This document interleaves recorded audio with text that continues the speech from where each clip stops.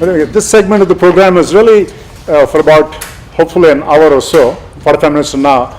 So let's get down to how you go about implementing digital governance. What it is, how do you go about implementing it, how does it relate to business governance, and what are the benefits and so on. Really the how of it. But before I do that, I want to introduce on my right, Anand Kripalu. And Anand has been the CEO and MD of United Spirits Limited, USL. He actually joined in 2013 as an acting CEO and then managed the transition to the Diageo acquisition and became the CEO. And as you know, USL has been in the news quite a bit, and Anand's been really, this has been one of the biggest transformations taking place in India at the corporate level. So one of the largest companies transforming completely, and not just the company, but the entire value chain. So that's why I felt Anand especially is relevant for this session on how to make this transformation. And so his prior background before that, he was the CEO of the MD of Cadbury's. And then Cadbury's got acquired by Kraft, and then became the MD of that, and then ran Kraft Asia for a few years before joining USL. And before Cadbury's, he's a Hindustan Unilever veteran for about 22 years. So for about since the 80s till the mid 2000, he was at HLL at that time, and then Hindustan Unilever, and eventually became the CEO of the MD of the East Africa group in Unilever. Yep. Right? Yep. So really 30 plus years in the FMCG industry. And also he's now the chairman of the Confederation of the Alcoholic Beverages. Let me get it exactly right. Confederation not alcohol associated. It's, right. That's how we spirits. That's how to be very careful with my words. Not the head away, but yes. So really, to be exact, it's the Confederation of Indian Alcohol Beverages Companies. Right? Almost there. Yeah. Right, so he's the chairman of that. He's also on the board of Marico, and also won the Distinguished Alumnus Award from IIM Calcutta. Actually, tremendous similarity. IIT Madras, IIM Calcutta, Distinguished Alumnus Awards. Yeah.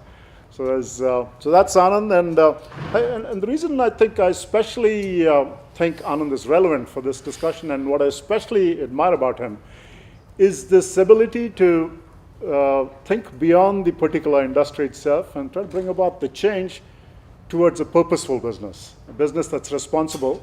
And that's a difficult thing, especially in alcohol beverages. To attempt to do that is a massive effort, a tremendously challenging transformation. And to do it not just in the company, but in the industry itself is orders of magnitude more complex. And that's why I think it's admirable. So that's Anand's background. And then let me turn to Shiv on my left. And Shiv is another amazing person, another pioneering leader in all things digital, an innovator. And his own background is since 2013, he's been the chairman and CEO of PepsiCo India Holdings. And prior to that, he was at Nokia. So he joined Nokia in 2006, and for about 7 years there. So he was, in many ways, a key leader in the transformation of the mobile industry in India, the adoption of mobile in India. Many of you know his background, know about his work with Nokia. So in that period especially, mobile took off in India, and Nokia drove that transformation. So that was Shiv. He ran Nokia and then became the MD of Nokia India, vice president of Nokia India, and then the head of emerging markets for India, Middle East, and Africa. And then eventually became the senior vice president of Nokia for those markets. And then prior to Nokia, he was at Philips. Philips was vice president of consumer electronics at Philips. And prior to that, also a veteran from HLL, or Hindustan Unilever. I think first in Ponds, and then... No, that's me. Oh, that's you. Right. So, directly into HLL. Right. Okay. All these is a long time ago. I'm losing my memory on this. And as I mentioned, I think the thing that's most admirable about Shiv is he's been on the cutting edge of innovations, whether it's digital innovations in the form of mobile or innovations in terms of digital transformation in CPG companies, really on the edge of that, a real pioneer in that area. In terms of his own work, he's on the board of directors at Godrej Consumer Products Limited. He is also on he's actually a member of the board of governors of ASCI, the Advertising Standards Council of India. He's been on that. And then He's also from IIMB Calcutta, PGDM, and also recipient of the Distinguished Alumnus Award at IIMB Calcutta. Prior to that, like Anand and IIT Madras. So engineer, MBA, and then on to business with some shared backgrounds. So with this introduction, is there anything that I've missed out on? Nothing? Too much already. It's too much? Anyway, so this is two wonderful gentlemen here. And actually, it's a good time to clap there.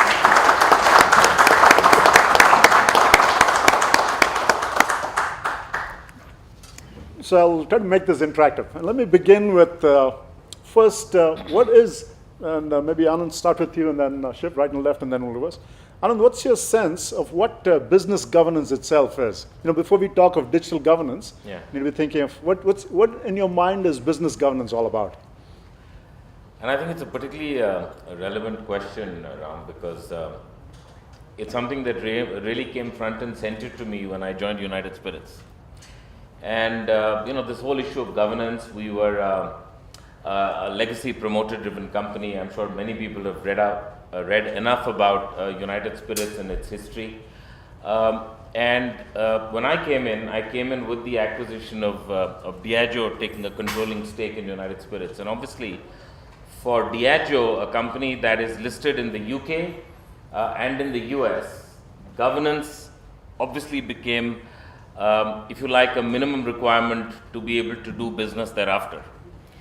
And therefore, at the most fundamental level to me, governance is about doing the right thing.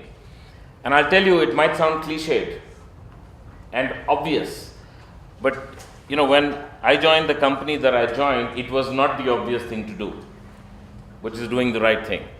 So, just doing business the right way, doing it honestly, doing it with integrity, doing it in keeping with the laws of the land, right, was really the fundamental part of the journey that we embarked on in the first couple of years. The second is, once you're saying you do business the right way, right, which means you do it with honesty and integrity, it was about being an ethical marketeer of alcohol products. And you raised this point earlier, and it's interesting. Earlier, when I used to tell people I work for Cadbury's, they used to smile. Now, when I say I work for an alcohol company, they grin. And that's pretty much what happened here in the audience this evening. And the thing about alcohol is... This question is what would make them laugh. Right. That's what I will be doing next. But I'll tell you, the most important thing is that when you're marketing alcohol, and the long-term success of this industry and of this company is dependent on whether we can be an ethical marketer of alcohol products or not. If we allow alcohol to be abused, then you can be sure that what happened in Bihar may extend like cancer to the rest of the nation. So being an ethical marketeer of alcohol products, recognizing the ills, investing behind don't drink and drive, making sure underage consumption does not happen, and making sure that your marketing abides by the rule of the land, laws of the land, is really critical to our long-term survival. And finally, to me, governance is about being a good corporate citizen, right? And that's not just about CSR, signing a check and walking away.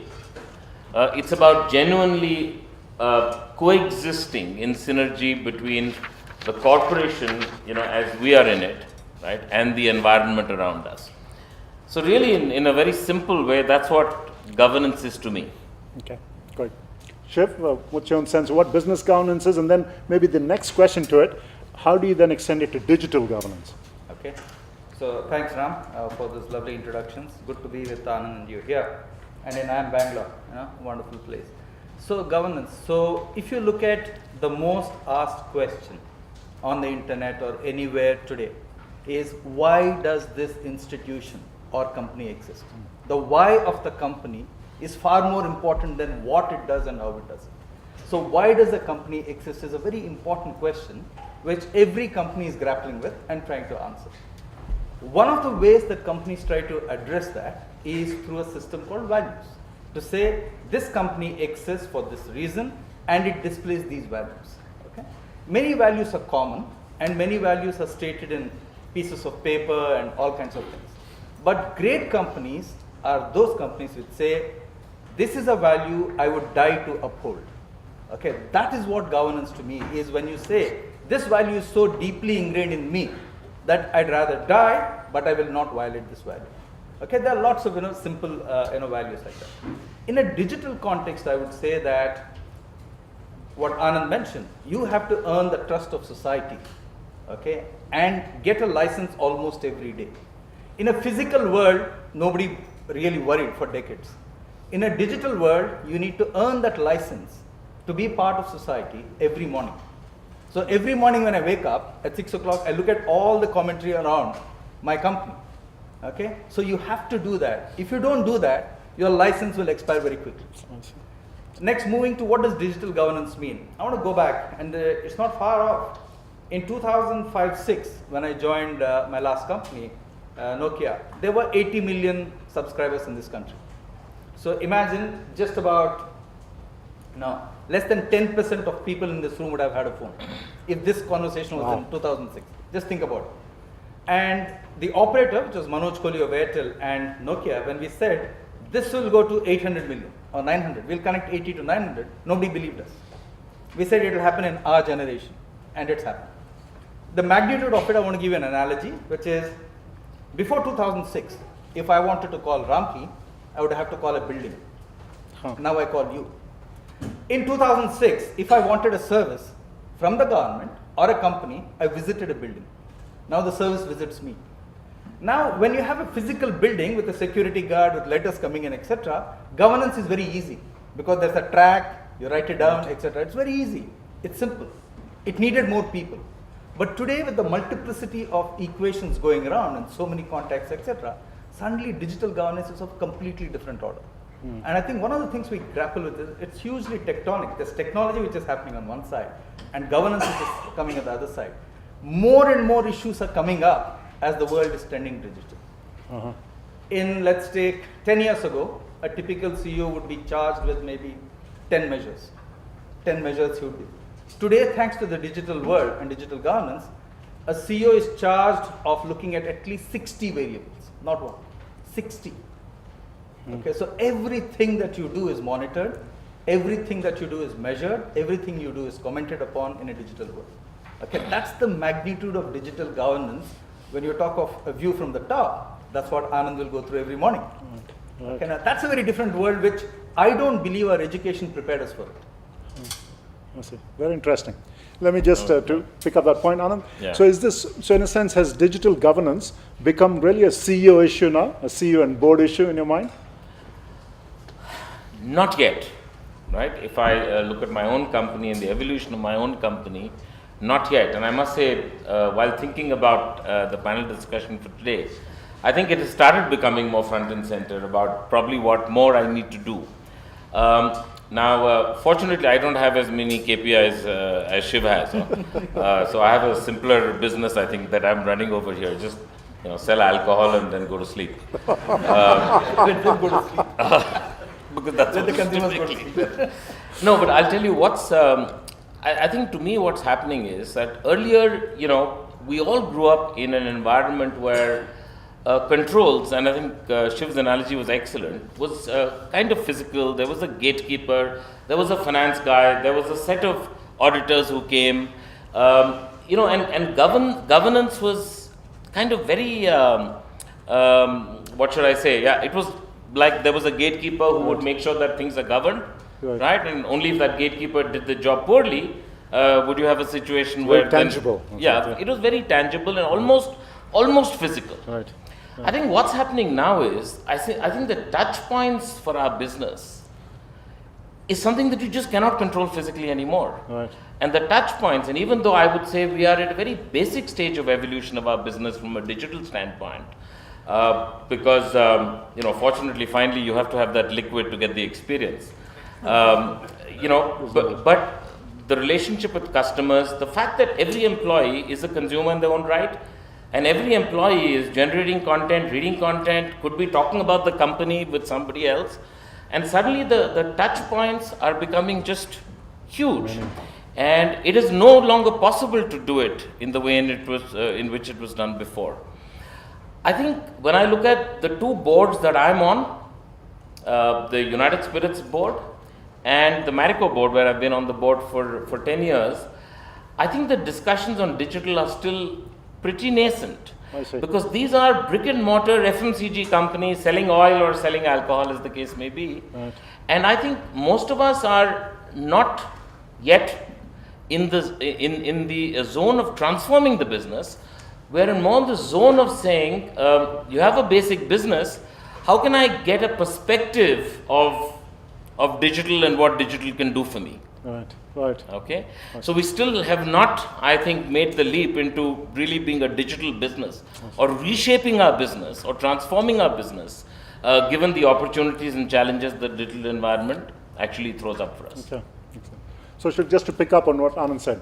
So I think the point you're making is, in many ways, you are lying sleepless at night, perhaps, worrying about digital at some level. It's part of your concern and so on, right? That's an issue that really matters. So what is it about digital as opposed to, say, traditional IT? And that's a question often asked. How does digital governance differ from the kind of IT governance that used to be there before? What is it about digital that especially concerns a CEO like you and a board of Pepsi that you actually feel very quickly will concern other companies like USL and so on? What is it that people need to really be concerned about and perhaps lay awake at night on it? Yeah, I would say for years we've said, anybody who's read marketing will say that the consumer is king. But the one thing FMCG companies never factored in was that a consumer with a voice. That nobody factored in. Okay. And today with digital, every consumer has a voice. Whether it's written, whether it's picture, whether it's voice. Whichever way. He's got a big voice there. And in many cases, you'd be surprised if you scan the digital world. Trust is more important than truth. That's a phenomenon which is a digital concept. Okay, in a physical concept, that was never the case. Truth was truth, and trust came out of truth. Okay, that's a completely different world right now. That's one thing I worry about. The second thing I worry about is digital is giving rise to a host of businesses which disaggregate the middleman and disaggregate whatever's happening. You take the music industry, you take the travel industry, you take the book industry as 3 examples. In all these industries, the middleman adds no value. And promptly, the digital business model is bigger than the physical model. Now, here are very bright people sitting out there to say, how can I disaggregate an industry? Okay, that's the second thing I think we need to be worried about. So one is consumers, okay, with a voice, which is absolutely the right thing for consumers. And second is the disaggregation of the whole value chain by anybody. Today, you define your competition with a set of guys. Tomorrow, your competitors will not be that. Someone completely unexpected. If I can just build on that, Ram, and I'm just linking back to what Dr. Shivakumar said. So for us, I think where I'm sitting, and I think where my board is sitting, is less of a worry about how digital can come and disrupt us, but more about the opportunity of what digital can do. Now, we're a highly regulated industry.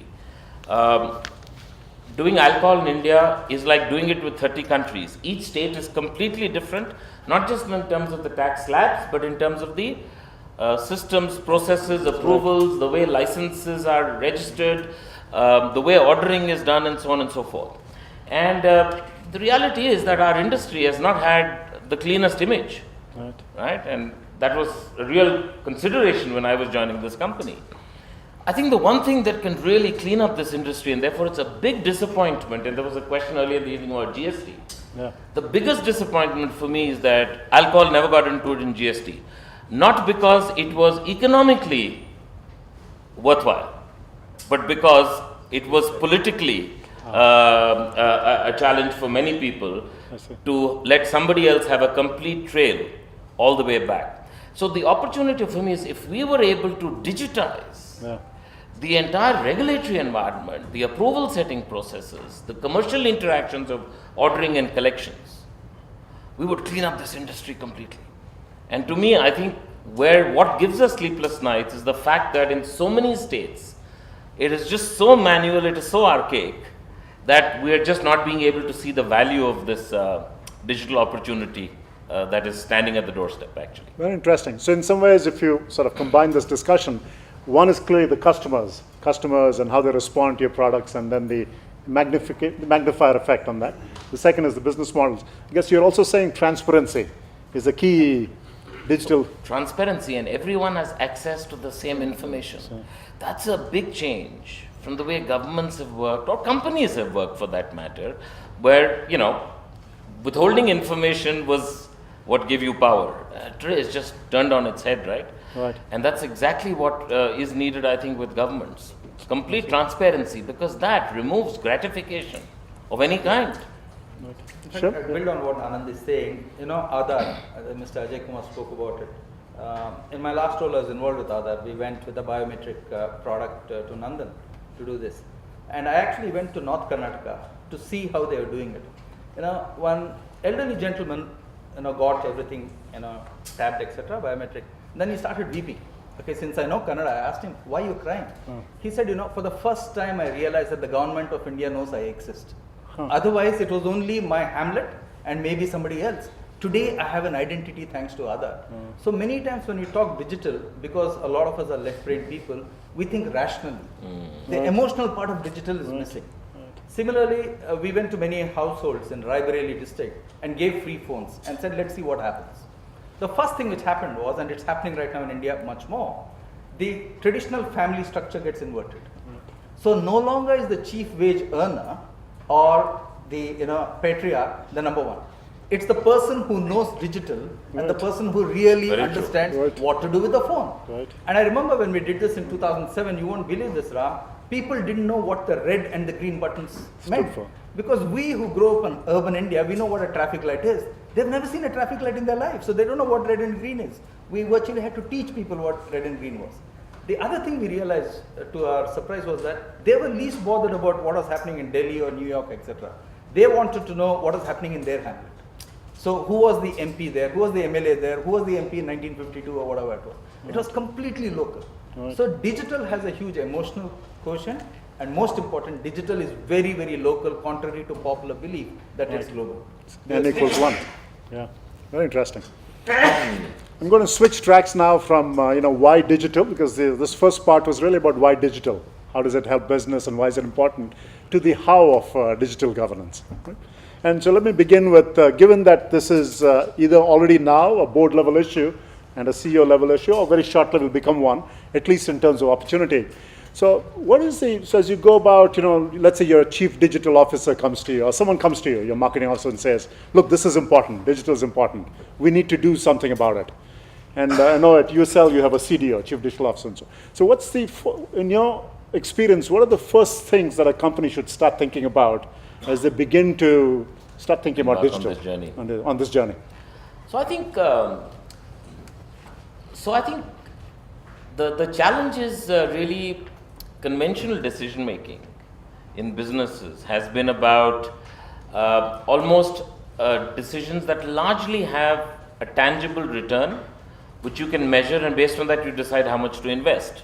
So traditional IT, in terms of its service towards business solutions, you would know that if this is the kind of IT system I put in place, these are the kind of KPIs that would be delivered, and these are the kind of man hours that would be released. I think the start of the digital journey is about beginning to take leaps of faith. And the hardest decision that I have found is, and everyone knows it's fashionable to be in digital, so everyone says, okay, I'll put this much of my marketing budget into digital. But the whole journey starts with, I think, top management belief in the future, somebody being able to see the future a little ahead of where the other people can, and be willing to sign on a check, even when you don't have certainty of what you're going to get. You might hit the jackpot. At the minimum, you will learn, but you have to have that leap of faith to do it. And as you've started doing that, you start realizing that actually you have far better measurability and KPIs in the whole digital world than you ever had. That goes back to the old adage of advertising, one half works, you just don't know which half. At least now, you start seeing more clarity and certainty of what's happening. But I want to move from just talking about digital in terms of business and business models, but how digital technology is being applied by companies like ours. Now, in our kind of product, traditional market research, right, as we all learned it in IIM, was about going with the questionnaire, Right. you know, either As to you the could. to the male or the female member of the home, and 5-point scale, and you ask them for a question and saying, okay, how do you like this product? Now, in our case, you know, how do you define, how do you get the insights of a whiskey, right? Right. I mean, how do you really understand what's driving that consumer to prefer that whiskey? The product is largely made up of intangibles. The functional benefit, you know, as you know, is the same whether it's 50 rupees a drink or 5,000 rupees a drink. It's the softer sensorial ones. And one of the things we've been doing for the last few years is using neuroscience, incidentally, which again is use of digital technology in a very different way, to genuinely get under the consumer skin and through electrodes and eye movements to decode consumer preference. And in a category that is as intangible as ours is, right, we have found that with a small panel we are getting far more robust consumer decision making, right? And that's helping to drive a whole host of things across our supply chain. Very interesting. Shiv, how would you, if someone came to you and said, how do I begin with digital governance, what advice would you give? Yeah, I would say three things I'd look at. Okay, if you were pursuing a digitization journey, what of your organization or processes can you digitize? There are some you can, some you cannot. Okay. So I think you need clarity on that as a senior leadership team. Second is, you know, very clear, you know, issue of people. Okay, many times since we are digitizing at different levels of capability, where do you build the capability to truly make your organization digital? Okay, and that capability, I may suggest right now, is not at senior middle management or seniors right now. It's there at much lower levels. Lower. It's possibly more with the millennials today. Younger. So how do you get them to really drive the change? And the last one is, if you want to digitize, does your company have the speed to do it? Because the digital world is about speed in decision making. Right. Okay, so you get lots of more data, you get it a lot faster. But okay, what's the point in collecting data every morning if you're going to meet once a month? What's the point in collecting data every month if you're going to evaluate it once a quarter? So the decision making cycles of the organization have to meet the digital data collection cycles. Right. If the two don't meet, you're generating a lot of data which makes no sense to anybody. Right, very interesting. And do you feel that this understanding, which is much more so at the millennial level, the younger employees level, and in a way, for the first time in history, the younger generation knows a lot more than the older generation on the things that really matter going forward. It's sort of a reversal of typical roles. But do you feel that this understanding also should start at the board level, especially if it is, you know, business models being affected, the likelihood of disruption? Is this a kind of knowledge building that needs to take place at the board, which ultimately is concerned about the survival of the company? Yeah, I think it is happening. It's happening in many companies. And okay, as Anand mentioned, the degrees are different. But I think that's reality now. Right. Okay, I think it's staring at us in the face, and the earlier you do it, the better. Moving But if forward. I can just build on this point about, you know, it's so true that there's reverse coaching happening in companies today, because the millennials are coming in, they've grown up in this generation, whereas many of us, I started with a slide rule in IIT, right? So didn't have a calculator even. So we have kind of, you know, learnt this entire culture. But somebody was telling me that if you think of the future 20, 30 years ahead of us, you probably will not have a chief digital officer where, you know, there's one person where all the wisdom of digital resides. It's like today everybody needs to know how to do PowerPoint or Excel or use a calculator for themselves or do basic email. It's all pervasive. Right. And I think digital is going to become more pervasive. It will be a minimum language, minimum vocabulary that anybody will need to have. So if you think of where we are today and where probably the future is going to be, where digital will be the only way of doing business of different kinds, there is a journey that is going to be traversed between now and then. Now the question is, at what time will that journey really, really accelerate, right? And where it will become a point. Will it happen as long as we are in careers, soon after us? But it is going to happen, right? And that is the transformation I think that we are all going to be a part of, or certainly will be the legacy that we leave behind. The I would two will say merge. Sure. In the 90s and 2000s, the big focus was consumer or customer. Every Right. company said consumer first, customer first. Right. Okay. I think in this era, these 10 years, digital will be a collective skill. Like giving an IPL analogy, fielding is a collective skill. All 11 need to be good fielders. Right. So similarly in a company, all 100 employees or 1,000 employees have to be very good at digital. I think digital is the new collective skill. Okay. And actually, related to that, so one of the questions I often get is, does it make sense to even have a chief digital officer, CDO? Does it even make sense to have this kind of a digital team, or should this be expected of everyone in the company? What's your sense on that? My sense is everybody must have it. I just said that it must be a collective skill. I think the moment you keep a digital department as distinct from a marketing department, then the marketing department starts thinking that somebody else will do it. Okay, but every single act of the marketing department or the customer facing department or the HR department or the supply chain department is impacted by digital. Right. So they have to know it themselves. Otherwise they'll never really appreciate what's going to happen. That if you have a separate group, it's seen as that group's responsibility. Correct. It's not my business. Yeah. So in that sense, many companies are going the path of CDO. So in that sense, it may not be a good approach, going down the CDO path. And my view. Yeah. Well, if I can just give an alternative view, I think you have to start somewhere in an organization. So if you've not been digitally literate, so to speak, you have to start somewhere. And I think there's a point, it's like the tipping point. You start, and then ultimately it becomes an epidemic and becomes all pervasive. Right. And because it's just not possible to start it, any other way. So I think our experience has been, you start with the chief digital officer.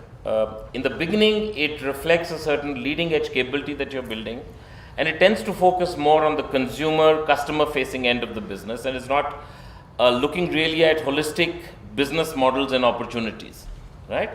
But I think you start sowing the seeds within the organization of that capability, and then it starts infecting other parts of the organization. So I suppose it's a question of the destination is clear, what's the best journey to take, right, to get to that destination. Yeah. How do you then address the risk that other groups will see it as is that person's job? The sense that, and this has been the challenge also, not just in digital, it's been the problem in quality, it was the problem in sustainability. You have this chief sustainability officer, and then the others sort of go about business as usual. Yeah. So what do you guys think is the way to ensure that this doesn't stay with that group, that it continues from a change management perspective? My feel is that the internal generation of the capability will take time, absolutely right. But when you're a corporation, the external demands and influence on you. Now everybody in that system is digitally savvy. They are pushing you back. Okay, so if the organization doesn't step up very quickly, we virtually have no chance in the ecosystem. So many times our partners and other people in the ecosystem are just way above. So you have to recognize the part of the ecosystem you are in and really do it. Suppose you are in the technology ecosystem. The app developer sitting in Shajapur knows more about your business than you do, and he'll disrupt it faster than you can think of. So now, if you can't wait for that to happen to you. Anand, what do you think from a change management perspective? What's your sense of how to make sure this goes throughout the company? So I think goes back to Dr. Shivakumar. I think the onus is with me and my leadership team to create that compelling vision of the future of the business and about what is possible, right? I think you will have these islands of expertise, but it will never become all pervasive and will not become holistic in terms of really transforming the business in terms of new approaches to the business and looking for new opportunities, right. That could emerge if there isn't a compelling vision from the top. I'll give you an example. So we are working with a startup, by the way, called Hip Bar. Uh-huh. So what's Hip Bar? It means you always have a hip flask on your hip. A portable bar. A portable bar. But so you buy a bottle, the bottle's on the cloud. The startup has arrangements like an Uber or whatever with different restaurants that serve that brand of alcohol. So you bought a bottle at a special price, and you can go and have one peg at a time, and virtually your bottle is depleting. There's a service arrangement for every drink that you go and consume, but it will be your drink, the price at which you will get it, right? And there's something about knowing I've got a bar up there in the cloud. Okay? Now, but just think about it, right? Everybody knows what Uber and Ola have done. These are things that can seriously disrupt your business, right? For people who take fancy to it, right? It just changes the way you will probably go and order your drink. It'll more importantly build loyalty towards the brands that you've got on your bar, on your virtual bar. So I think now, so here's an opportunity, and all I'm saying is that we have decided to invest in opportunities of this kind, opportunities where you're tying up with restaurants to drive traffic, which are all aggregator models. And I think that's all, I mean, obviously some significant sums of money have been put, but like with all startups, there is a bit of science and a bit of a punt, right? And I think we're doing that. So I think the onus is really on me and the senior management to create that compelling vision and saying, go look for ideas of this kind and we will support you. Okay. Shiv, from your experience, I've heard you talk at different forums, also teach in a program, and you have amazing examples how business models are changing and so on. Where do you see are the biggest opportunities in the, let's say, the FMCG industry in terms of new opportunities coming up in digital, and where governance could become something to be concerned about, or at least pay attention to?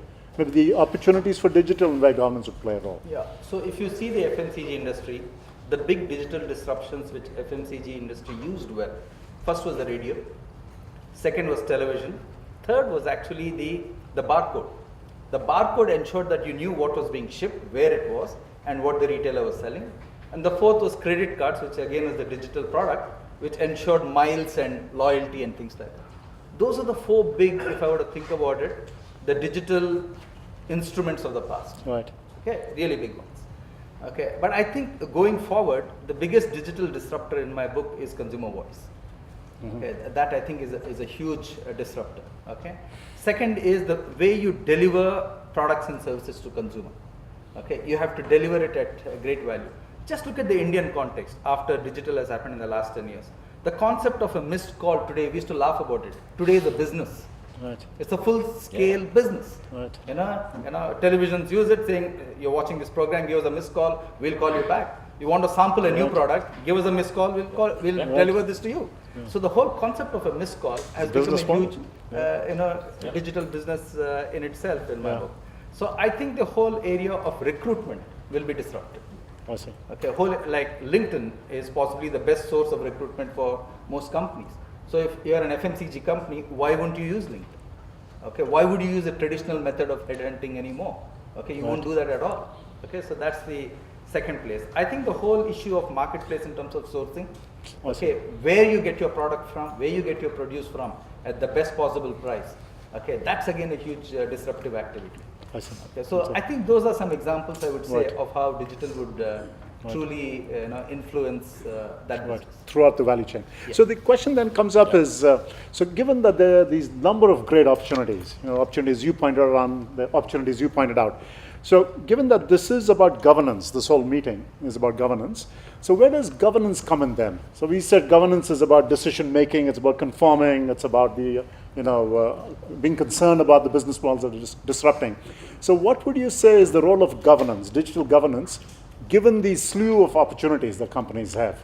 What would you as a CEO, and both of you are CEOs of large companies, what would you say is the governance aspect of it?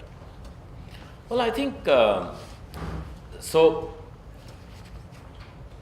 ultimately one of the most important responsibilities, apart from performance for a CEO, is reputation of the business. And I think that, as digital becomes all pervasive, the ability to manage and build reputation, right, becomes harder and harder. Right, to Shiv's point, communication is now becoming completely a two-way exercise. Right. And the cost of somebody passing judgment on you or your business, right, is nothing.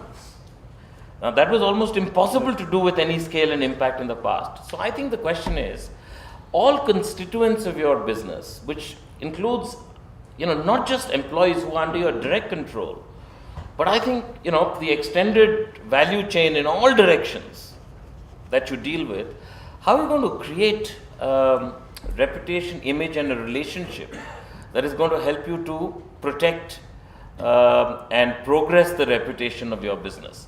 And I think governance at its most basic level, of course it's about financial control, all the other things. The most basic thing is, how do you manage in an amorphous and and a community growing at the speed of sound, Right. right? How do you manage reputation? Right. Shiv? you want to- So yeah, I would say that companies who have the good trust of society will be pushed to higher and higher standards. Okay, and that's what digital governance will do. Okay, I think people will be held to a higher level of trust and accountability. I think poor companies will either die or they will come to the average level.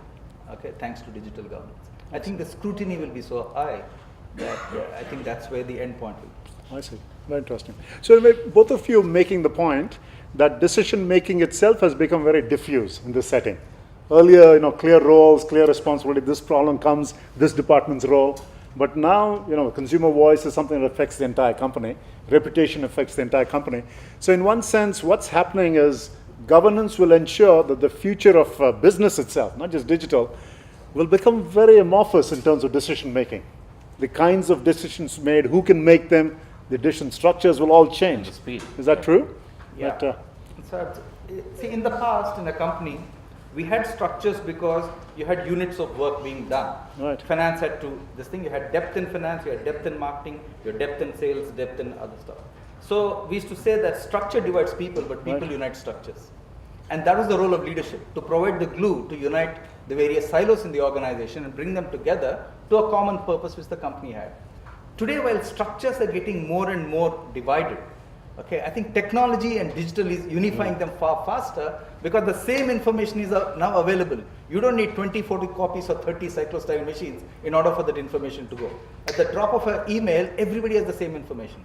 So today, apart from leadership, digitization and information is uniting the silos far better than ever before. Very interesting. Anand, what's your sense of how the future of, the way business is organized, the way businesses decide, how is that, if you sort of project yourself some years, maybe 10, 20 years, what's your own sense of how the nature of business itself will change because of this what you were saying, amorphous decision making, overlapping roles, distribution of decision making, which is all about governance. Well, this is the worrying part, right? You don't know what you don't know. Right. And I think that is the biggest threat for many of us in business today, which is what is it that's going to come, right? And completely disrupt. And even though you might have been doing whatever you are doing to the best of your ability, the thing is, these are all left field initiatives that come in and completely disrupt your industry. Right. I think so I really don't know what is going to come, but one of the things I do know is that when you are a large company with big powerful brands, with strong systems and processes, you can be a great follower if you do it with speed and actually beat the people who disrupt you. I see. And I think there is something about saying that, yes, somebody may come and disrupt me, and I never know when that's going to happen, but I think one should not lose confidence in oneself and in being able to combat and follow that and do that with pride if you have to.